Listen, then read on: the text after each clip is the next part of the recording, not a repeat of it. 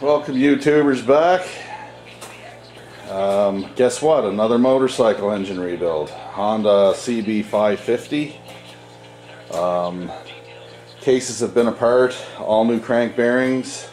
All new seals. Painted the cases. Brand new cam chain.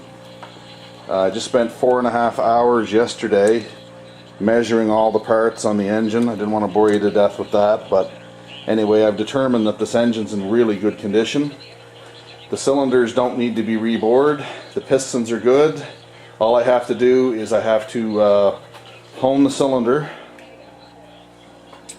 to get a crosshatch in there so that we can seat the new rings. And then I have to wash it all off, clean it, and then I'll measure the ring end gaps. That should have been done before the piston rings were put on the pistons, but whatever. We can do it this way too, as long as we're careful. Plus it'll give us another chance to stagger the ring gaps the way we're supposed to have them and all that kind of stuff. But anyway, I got a little engine cart there.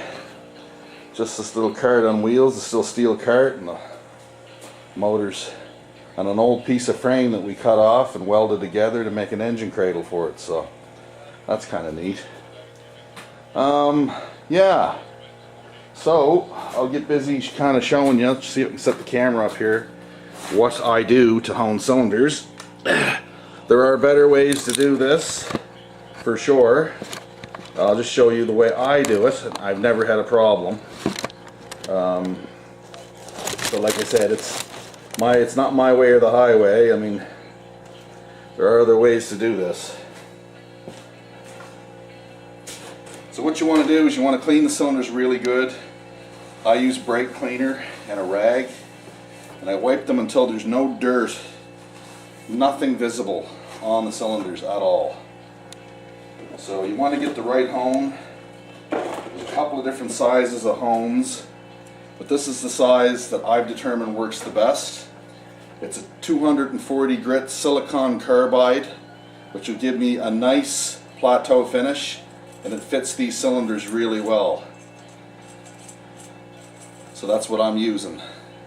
They're quite expensive. I think that's about 120 bucks right there. I've got a bunch of different size ones. I've got ones for bigger and smaller engines. But anyway, I'll show you what I do.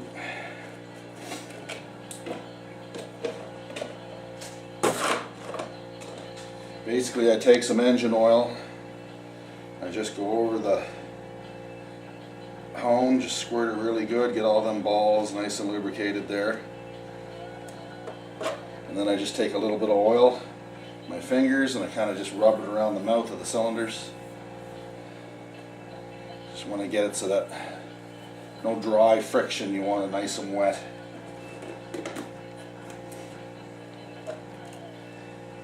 Fit this to my drill. There's no preset way of doing this. Guys have their different methods. I like to put the drill on slow and have it about that size, but anyway, you get it as square as you can to the cylinder. Start the hone before you go in the barrel, and you want to move it in a motion of like about this speed. And you want to go in and out, in and out, in and out. About that speed. You don't need it super fast, you just need it to be turning quick enough. A nice plateau. You want a 60 degree, 40 to 60 degree crosshatch is ideal.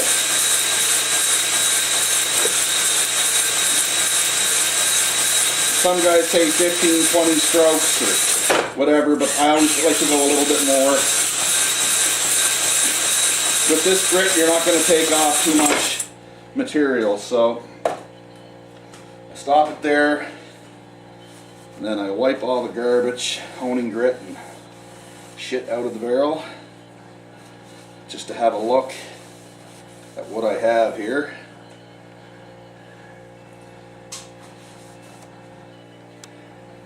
It's not too bad, but I think it needs a little more, so I'll put some more in it.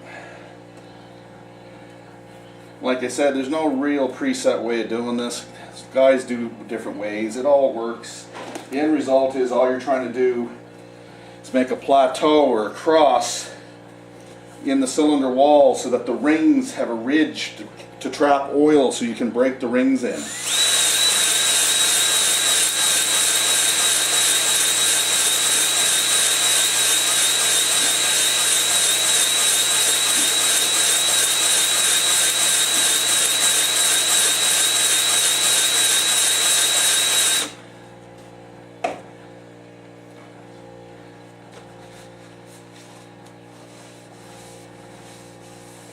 So also, guys, I want to thank the people that are subscribed to me. I've got 200 subscribers now. I never in a million years thought I'd ever have that many.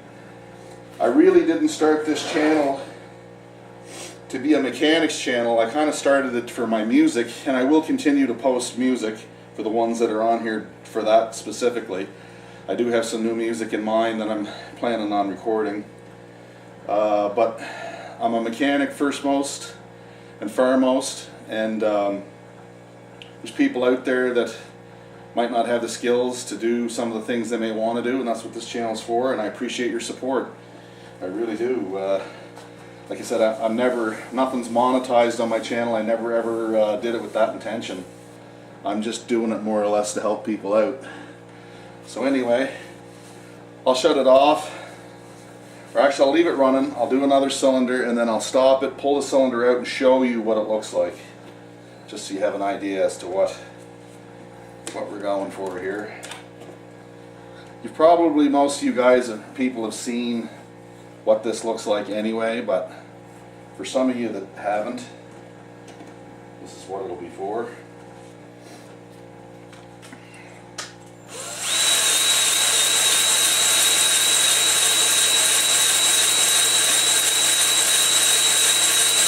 This isn't overboring a cylinder, this is just deglazing essentially. It's using a bottle brush to lightly hone them so that you have a plateau finish for the rings to break in. That's all it is.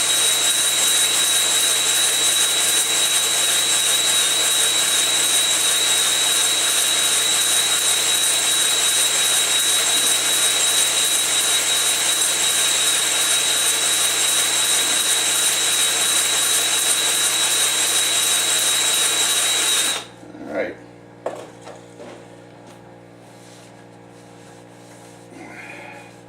Now I'll make some room here. Show you guys what it looks like.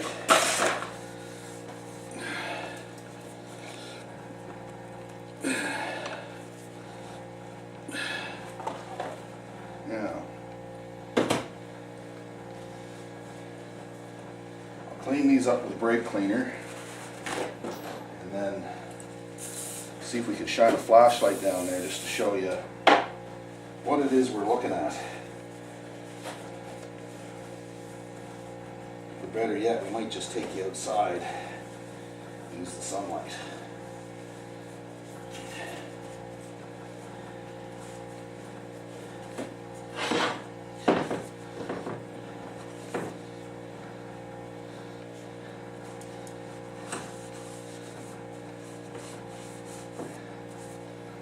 I don't know if it shows up with a light or not.